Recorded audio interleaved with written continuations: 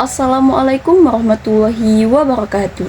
Halo semuanya, perkenalkan nama saya Pertiwi, nomor absen 27 dari kelas 11 3 SMA Negeri 3 Rangkas Bitung. Di sini saya akan menyampaikan biografi mengenai Dr. Cipto Mangunkusumo. Cipto Mangunkusumo dikenal sebagai dokter yang gigih, memperjuangkan kesehatan rakyat dan kemerdekaan bangsa Indonesia di waktu bersamaan. Ia merupakan salah satu perintis salah satu organisasi yang menginisiasi upaya kemerdekaan Indonesia, Indis Partij. Dikenal sebagai nama salah satu rumah sakit besar di Indonesia. Berikut adalah biografi singkat Cipto Mangunkusumo yang dikutip dari buku Dr. Cipto Mangunkusumo pada tahun 1992 oleh Sugeng Reksodiharjo.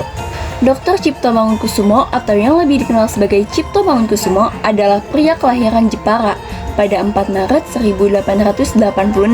Ia merupakan anak dari Mangunkusumo, seorang pejabat pemerintah di Jepara, dan Raden Ajeng Suratmi. Sejak kecil, Cipto dikenal sebagai sosok yang gemar belajar. Hal tersebut didukung oleh ayahnya yang juga seorang guru. Pada umur 6 tahun, Cipto mulai bersekolah di sekolah Belanda, Europese Lager School. Di sana ia menjadi murid yang cerdas dan lulus dengan nilai terbaik di antara siswa lainnya.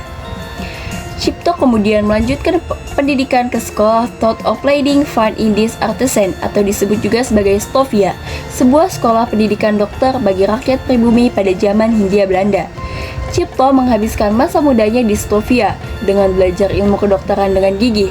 Ia memanfaatkan pendidikan kedokterannya tersebut untuk membantu. Atas kegigihannya tersebut, Cipto kemudian dikenal sebagai dokter rakyat. Selain mendalami kedokteran, Cipto juga gigih dalam memperjuangkan kemerdekaan bangsa Indonesia atas Belanda. Ia melawan Belanda dengan menulis berbagai karangan-karangan yang mempresentasikan kondisi rakyat Indonesia. Selain itu, Cipto juga bergabung dengan organisasi pemuda Budi Utomo pada 1908.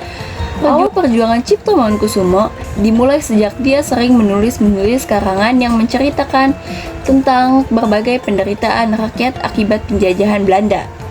Karangan-karangan yang dimuat harian The Express tersebut oleh Belanda dianggap sebagai usaha untuk menanamkan rasa kebencian pembaca terhadap Belanda. Saat aktif menulis di The Express, Cipto sebenarnya sudah bekerja sebagai dokter pemerintah Belanda yang ia dapatkan setelah memperoleh ijazah dari Stovia. Namun, akibat tulisan-tulisannya tersebut, Cipto diberhentikan dari pekerjaannya sebagai dokter pemerintah. Pemberhentiannya sebagai dokter pemerintah tersebut justru membuat Cipto semakin intens melakukan perjuangan. Pada tahun 1912, dia bersama Douwe Dekker dan Suwarji Suryaningrat atau Ki Hajar Dewantara mendirikan Indis Partij, sebuah partai politik yang merupakan partai pertama yang berjuang untuk mencapai Indonesia merdeka.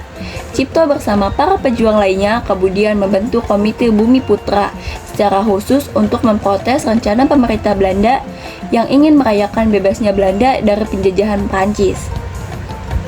Namun, akibat kegiatannya tersebut, Cipto dibuang ke Belanda pada tahun 1913. Akan tetapi, setahun kemudian ia dikembalikan ke Indonesia karena penyakit asma yang dideritanya. Pasca kembali ke Indonesia, Cipto melanjutkan perjuangannya bersama Volksraad untuk melawan Belanda. Sayang, ia kembali diusir dari tempat tinggalnya di Solo dan pindah ke Bandung sebagai tahanan kota. Di Bandung, Cipto semakin gencar melakukan perlawanan dengan mengumpulkan para tokoh pergerakan nasional, salah satunya Insinyur Soekarno. Belanda berhasil mengendus aktivitasnya tersebut dan mengasingkannya sebagai tahanan di Banda Neira selama 13 tahun. Dari Banda Neira, Cipto kemudian dipindahkan ke Ujung Pandang, Sukabumi, dan terakhir dipindahkan ke Jakarta. Daerah tersebut merupakan kota terakhirnya hingga akhir hidupnya pada tanggal 8 Maret 1943. Sekian hanya ini yang dapat saya sampaikan, kurang lebihnya sekalian mohon maaf. Wassalamualaikum warahmatullahi wabarakatuh.